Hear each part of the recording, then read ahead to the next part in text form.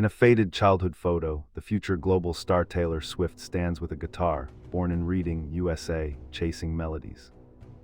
Before the fame, she faced early gigs and rejection but kept writing, sharpening a voice that would redefine country pop.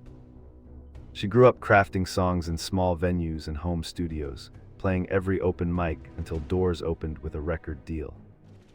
From breakthrough albums and award nights to global tour, she transformed a teenager's notebook into a worldwide brand.